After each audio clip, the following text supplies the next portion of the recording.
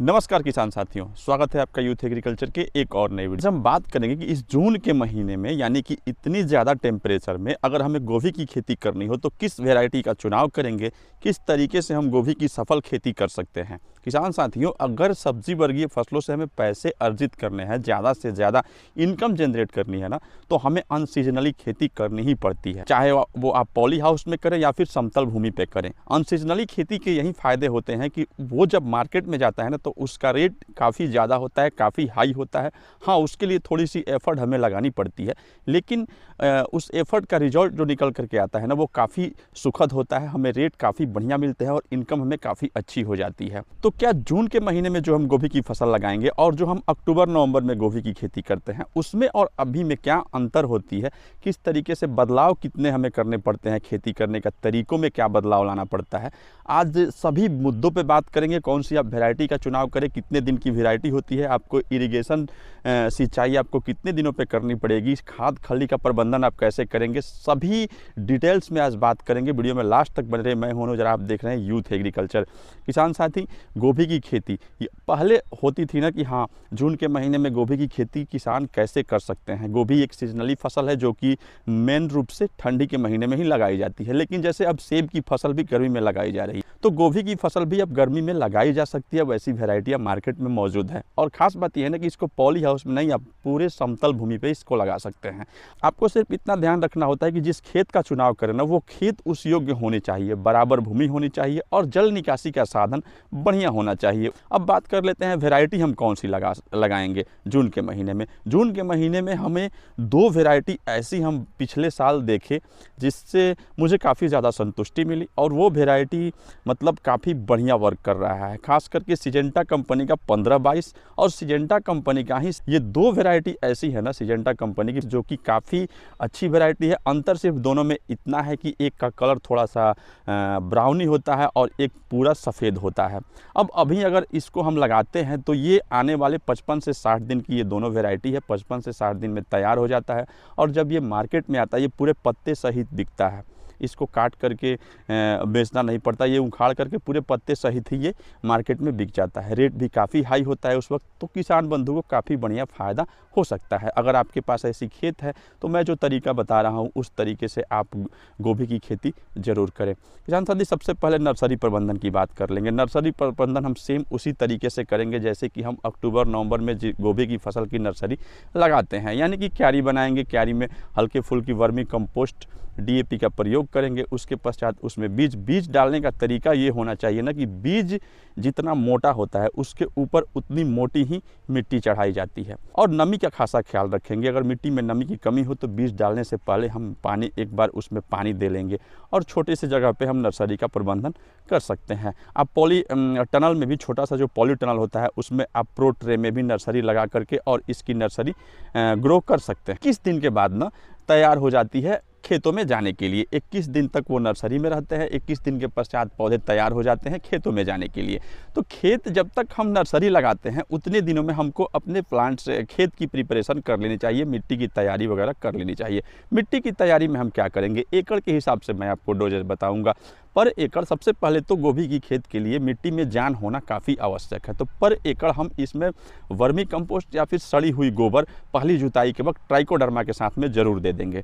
Trichoderma, vermi compost या फिर सड़ी हुई गोबर, ट्राइकोडर्मा देने से हमारे जड़ें सुरक्षित रहती है, जड़ों में कोई रोग नहीं लगता है और सड़ी हुई गोबर या फिर वर्मी कंपोस्ट हमारे खेतों में ताकत देने का काम करती है।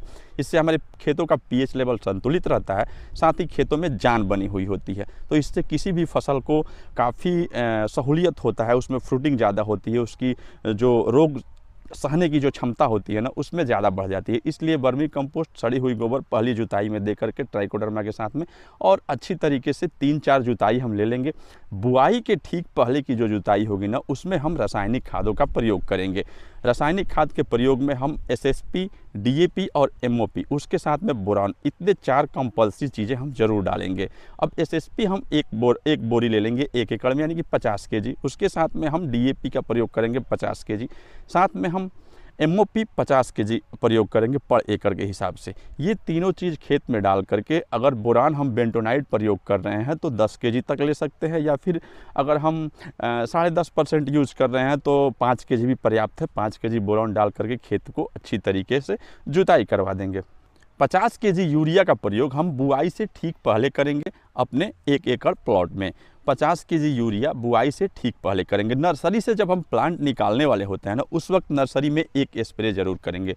वो स्प्रे होगी एक माइक्रोन्यूट्रिएंट के साथ में, एक PGR और एक कीटनाशक का। इससे होता क्या है ना, जब पौधे निकालने से पहले हम ये स्प्रे कर देते हैं तो इस स्प्रे करने के पश्चात जब हम पौधों को खेत में लगाते हैं तो हमारे पौधों को 2-4 दिनों तक रिस्क पोजीशन में रहते हैं हमारे पौधे। लेकिन जब हम स्प्रे कर दिए होते हैं ना, तो उसी से वो अपना भोजन प्राप्त कर लेते हैं और उसी के वजह से कोई भी पौधा हमारा मरता नहीं है और काफ़ी जल्दी ग्रो कर जाता है। तो ये ध्यान रखिए कि जब हम नर्सरी से प्लांट निकालने वाले हैं ना, तो उसमें एक माइक्रोन्यूट्रिएंट, साथ में एक PGR और उसके साथ में हल्की कीटनाशक का प्रयोग कर दें और उसके पश्चात प्लांट्स को निकालें और खेतों में लगाएं। अब खेत में लगाने का तरीका यही भिन्न होता है जो हम अक्टूबर-नवंबर में खेती करते हैं उससे, और जो जून में हम गोभी की फसल लगाएंगे उसमें भिन्नता यहीं पे होती है। हमें एक आलू की क्यारी जैसे हम बनाते हैं ना, उस हिसाब से हमें क्यारी बनानी होती है। हम दूरी एक कॉलम से दूसरे कॉलम की दूरी रखेंगे ना, वो 60 सेंटीमीटर का, और एक पौधे से दूसरे पौधे की दूरी 30 सेंटीमीटर की रखेंगे, यानी कि 60 बाई 30 की दूरी पे हम प्लांट्स को लगाएंगे। प्लांट्स लगाने से पहले भी हम एक बात का ध्यान रखेंगे कि खेत में नमी की मात्रा है कि नहीं। अगर नमी नहीं है तो हम एक पानी उसी वक्त छोड़ देंगे। ये तो हर किसान भली भांति जानते हैं कि जो जून की गर्मी में जिस भी फसल की आप खेती कर रहे हैं ना, खेत में नमी की मात्रा रखना अनिवार्य होता है, चाहे वो लगाते वक्त हो या फिर लगाने के बाद हो। तो इरिगेशन आप अपने हिसाब से खेत में जब भी नमी की मात्रा कम दिखे आप कर सकते हैं। तो प्लांट्स जब हम लगा देंगे ना, उसके 10 दिन के बाद जब हम पहली सिंचाई करेंगे उसमें 50 kg यूरिया का प्रयोग हम अपने खेतों में करेंगे। प्लांट्स लगाने के 20 दिन के बाद हम 50 kg 20-20-20 और 50 kg 20-20-20 जो मिक्सचर आता है उसके साथ में कम से कम 2 kg बोरान मिला करके हम अपने खेतों में ज़रूर डालेंगे। इससे हमारे पौधे काफ़ी जल्दी विकसित होंगे, जल्दी फ्रूटिंग तक आएंगे, जो हमारे फल आएंगे ना वो भी काफ़ी तंदुरुस्त होंगे, तगड़े होंगे। अगर आप और भी बेटर रिजल्ट चाहते हैं ना, तो 30वें दिन जब आप सिंचाई करें तो सिंचाई करने के पहले आप अपने खेत में जो 20-20-20 मिक्सचर आता है उसके साथ में आप 50 kg यूरिया मिला करके और 30वें दिन आप अपने खेतों में डाल दें। उसके पश्चात इसमें फर्टिलाइज़र की कोई आवश्यकता नहीं है। अब इसमें डिजीजेज कौन से आएंगे, रोग कौन से आते हैं, उसके साथ में इसमें पेस्ट कंट्रोल हम कैसे करेंगे। तो किसान साथी, गोभी की फसल में जो सबसे बड़ी रोग होती है ना, सबसे बड़ी जो समस्या होता है वो होता है गलन की समस्या। जो फंगस लगते हैं ना, उसके वजह से हमारे गोभी में समस्याएं आती है। तो नर्सरी पीरियड में अगर ऐसी समस्याएं, गलन की समस्या आए तो उस वक्त आप इसमें मेटालैक्सिल का प्रयोग कर सकते हैं 1 ग्राम 1 लीटर पानी में मिला करके। जब हमने पौधों को लगा दिया है उस वक्त अगर बारिश आए, ऐसी समस्या दिखे, फफूंद का समस्या या फिर गलन की समस्या दिखे, तो उस वक्त हम अपने खेत में एमी स्टार का प्रयोग कर सकते हैं, जो कि सिजेंटा कंपनी की है, काफ़ी बढ़िया दवा है। इसके साथ में हम कार्बेंडाजिब, मेनकोजिब को भी समय समय पर बदल के फंगीसाइड का प्रयोग करेंगे।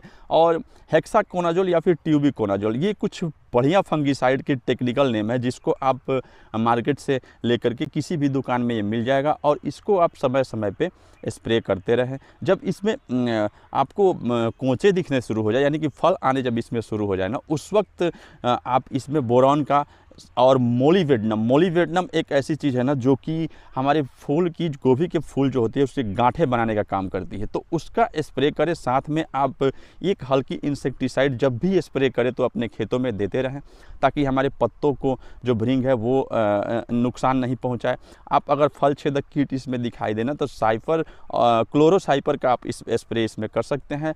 अगर जैविक विधि से करना चाहे तो नीम ऑयल ही एक ऐसी दवा है जो कि इस पर नियंत्रण ला सकती है। कीटनाशक का आप समय समय पे, वैसे कोराजन भी झेल लेता है ये गोभी की फसल, हार्ड इंसेक्टिसाइड भी झेल लेता है। अगर हार्ड स्प्रे आप करते हैं तो इस बात की समस्या नहीं रहती है कि हमारे फसल बर्बाद हो जाएंगे।